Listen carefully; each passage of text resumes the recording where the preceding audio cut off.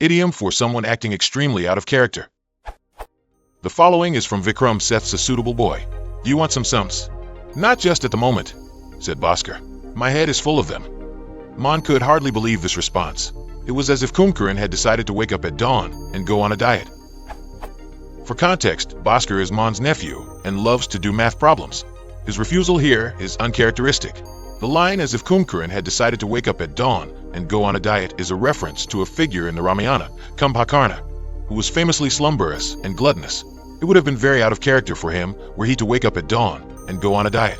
I'm not actually sure if this is a translation of some sort of an Indian proverb or whether Seth is just making an allusion, but either way, this idiom doesn't work in English because the average English speaker is unlikely to understand the reference. So, is there an English idiom that can describe someone acting out of character? For an example sentence, it should just be capable of replacing the original line that prompted this question. I'm aware that dictionaries list acting out of character as an idiom, but I'm looking for something more colorful / evocative / illusory. To clarify, I'm looking for an idiom to describe someone who's deviating from their normal way of acting, not from society's expectations. Here is a common instance of this. Maan thinks Bhaskar is acting extremely out of character. So Maan says, "Who are you? And what have you done with Bhaskar?" Heartspring suggests the Farlex Dictionary of Idioms at the Free Dictionary as a reference. The expression using Kumkaran is understandable for anyone familiar with Kumkaran and obscure for anyone not familiar. If you want to adapt the expression to an English audience, you could just pick your favorite character from mythology or books or movies or comic books, or your favorite animal, or your favorite physical certainty, and get an equivalent of the expression. You could also keep the Kumkaran reference, and just add a footnote explaining who Kumkaran is. If I was a reader, I would prefer this solution. Sadly, publishing houses would probably prefer the solution of adapting the reference to Western culture.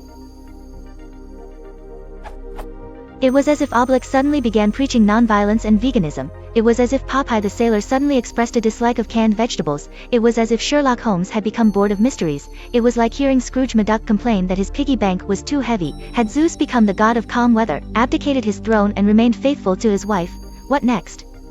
Do frogs complain when the weather is too humid? It was as if birds decided not to fly and fish not to swim.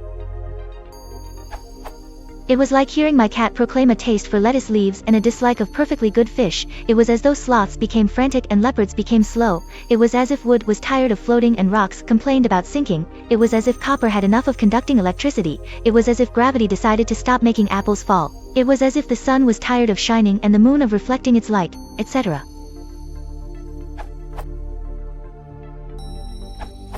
American English doesn't really have an idiom like the Kumbhakarna one. The closest we have is, "Who are you and what have you done with X?"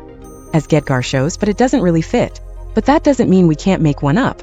One possibility is to simply switch Kumbhakarna with Garfield, a cat from a comic strip of the same name by Jim Davis who's pretty much a modern incarnation of Kumbhakarna. It'd be just as weird for him to wake up at dawn and go on a diet. Other possibilities include Bart Simpson deciding to study for college and stop pulling pranks, Dr. Brennan deciding to give up science and become a priest, and Zeus deciding to bag it up and stay faithful to his wife.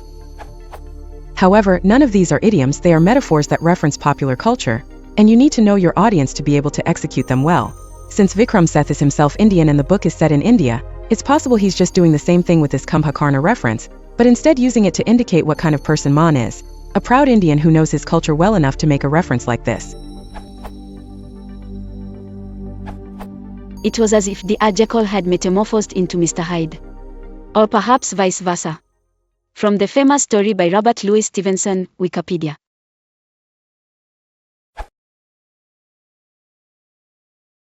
If you want to support the channel, please consider liking and subscribing.